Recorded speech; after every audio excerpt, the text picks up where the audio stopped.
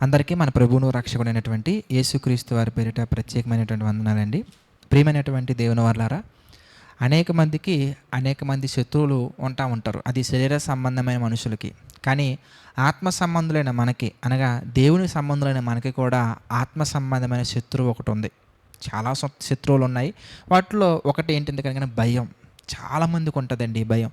Future పట్ల భయం, office పట్ల భయం, తర్వాత చదువు పట్ల భయం, అనేక విషయాల్లో భయం ఉంటుంది.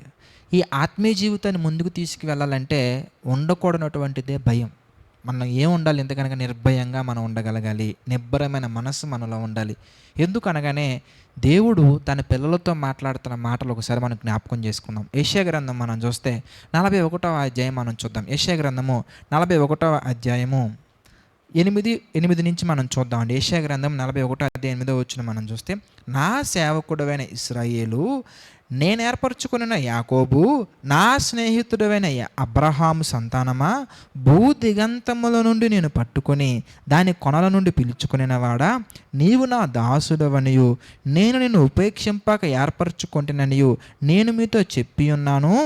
నీకు తోడై ఉన్నాను, భయపడకము, నేను నీ దేవుడినై ఉన్నాను. దిగులు పడకము, నేను నిన్ను బలపరుతును. నీకు సహాయము చేయవాడను నేనే.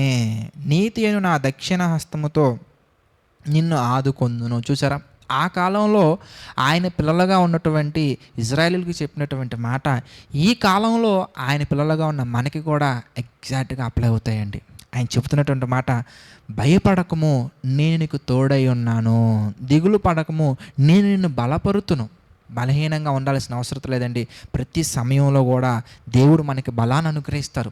ఏ విషయాల్లో బలహీనంగా ఉన్నామో ఆ విషయాలు మనకంటే ముందు మన తండ్రికి తెలుసండి. అందుకే మత్తయి సువార్తలో మనం వినొచ్చు ఆ మాట, ఇవన్నీ మీకు కావాలని మీ పరలోకపు తండ్రికి తెలియను.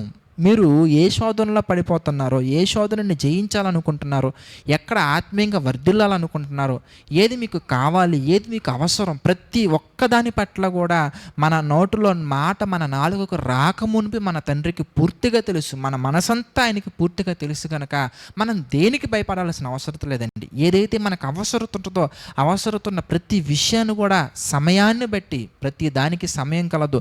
ఆ కాలాలు సమయాలు తండ్రి చేతిలో ఉన్నాయి కనుక సమయానుకూలంగా మన జీవితంలో మేలు చేసి మనల్ని బలపరిచి మనల్ని కృపలో లేవనెత్తి మనకి కావాల్సినటువంటి దయచేసే దేవుడు మనకున్నప్పుడు మనం ఎందుకు భయపడుతున్నాం ఆలోచించండి. నమ్మకాన్ని కోల్పోకూడదండి. ఏ విషయంలో కూడా నమ్మకాన్ని కోల్పోకూడదు. పేతురు గారి లైఫ్లో కూడా మనం చూడొచ్చండి. పేతురు గారిని యేసుక్రీస్తు రమ్మన్నప్పుడు నేల మీద నడిచాడు, బాగానే నడిచినప్పటికీ చుట్టూ ఉన్నటువంటి అలలను చూసి, గాలిని చూసి ఆ సౌండ్కి భయపడిపోయి మరలా వాటర్లో పడిపోయినట్టుగా మనం గమనించవచ్చు. మన జీవితాన్ని కూడా దేవుడు లేవనెత్తుతాడు. అసాధ్యమైన ప్రతి ఒక్క దానిని కూడా సాధ్యమని చూపించే శక్తి మన దేవుడికి ఉంది. లేని వాటిని ఉన్నట్టుగా పిలిచేవారు మన దేవుడు. అలాంటి గొప్ప దేవుడు మనతో ఉన్నప్పుడు ఎందుకు భయపడుతున్నాం, దేనికి దిగులు చెందుతున్నాం, దేనికి కృంగిపోతున్నాం, ఈ విషయాలన్నీ దృష్టిలో ఉంచుకొని మనం దేవుడి పట్ల నమ్మకం కలిగి ధైర్యంగా ఉండాలని మనస్ఫూర్తిగా కోరుకుంటూ నా ఈ మాటలు ముగిస్తున్నాను. ప్రార్థన చేసుకుందామని ప్రతి ఒక్కరు తనలోంచి ప్రార్థనలు ఏకీభవించండి. ప్రార్థన. దయగల తండ్రి, ప్రేమగల దేవ, ఎన్నో లోతైన విషయాలు మాకు తెలియజేస్తూ మీ చిత్త ప్రకారంగా నడిపిస్తున్నందుకు కృతజ్ఞతాస్తుతులు చెల్లించుకుంటున్నాం తండ్రి. మీ నామ మహిమార్థమే బలపరచండి, మీ కృపలో లేవనెత్తండి తండ్రి.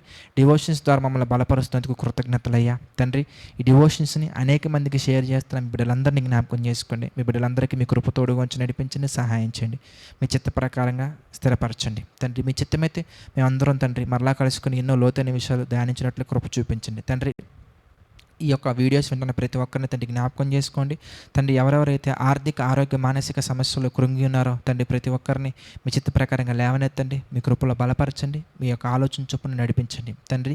సమస్త మహిమ, ఘనత, ప్రభావాలు మీకే చెల్లించుకుంటూ ప్రతి ఒక్కటి తండ్రి మీ చిత్త ప్రకారంగా జరిగించమని నడిపించమని వేడుకుంటూ మా ప్రభువును రక్షకుడైనటువంటి యేసుక్రీస్తు వారి పేరిటి ప్రార్థన అడిగి వేడుకొనుచున్నాము తండ్రి.